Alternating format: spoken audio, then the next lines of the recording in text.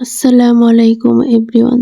চলে আসলাম আপনাদের মাঝে নতুন আরেকটি ডেইলি ব্লগ ভিডিও নিয়ে। আশা করি আপনারা পুরো ভিডিওটি দেখবেন। প্রথমেই আমি ব্যালকনিটা ভালোভাবে পরিষ্কার করে নিব। ব্যালকনিতে অনেক ময়লা জমেছে, বাহির থেকে ধুলো আসে রাস্তা থেকে। রাস্তার পাশে বাড়ি থাকলে যা হয় আর কি, শুধু আমাদের বাড়ি না, যাদের বাড়ি রাস্তার পাশে সবারই একই অবস্থা মনে হয়। পরিষ্কার করে সারা যায় না, প্রায় ডেইলি পরিষ্কার করতে হয়, এই একটা অবস্থা।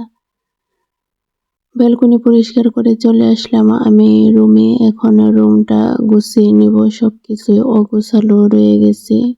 শীতের মধ্যে এমনিতেই লেপ কম্বল এগুলা অগোছালো থাকে, সব সময় গুছিয়ে রাখা যায় না।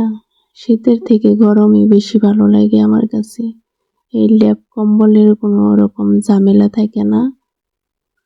এখন তো শীত প্রায় চলেই গেছে, এই লেপ কম্বলের আর দরকার নাই, তাই আমি এগুলা গুছিয়ে নিচ্ছি। তারপরে খাটটা ঝাড়ু দিয়ে নিতেছি। খাট ঝাড়ু দেওয়া শেষ। এখন আমি টেবিলটা গুছিয়ে নিব। অনেক ধুলো জমছে, রুমের ভিতরেও ধুলো আসে বাহির থেকে।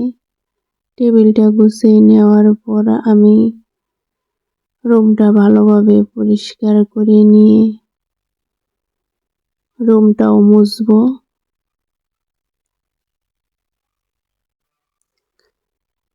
এখন রুম ঝাড়ু দেওয়া শেষ করে আমি রুমটা মুছে নিতেছি। কিছুদিন আগে মুছেছিলাম, তারপরে অনেক ময়লা হয়ে গেছে। রুমটা ভালোভাবে সব সাইড থেকে মুছে নিব।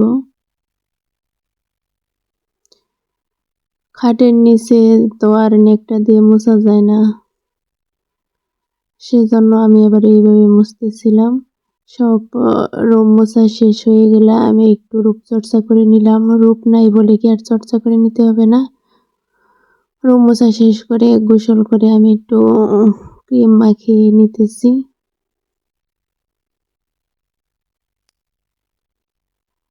আজকের ভিডিওটি এ পর্যন্তই। সবাই ভালো থাকবেন। কেমন লাগলো আমার রুমটা সবাই জানাবেন। যদিও ফার্নিচার নাই তেমন কিছু, যেরকমই আছে সবগুলো তো তাও পরিষ্কার করে রাখতে হয়। ভালো থাকবেন সবাই। আল্লাহ হাফেজ।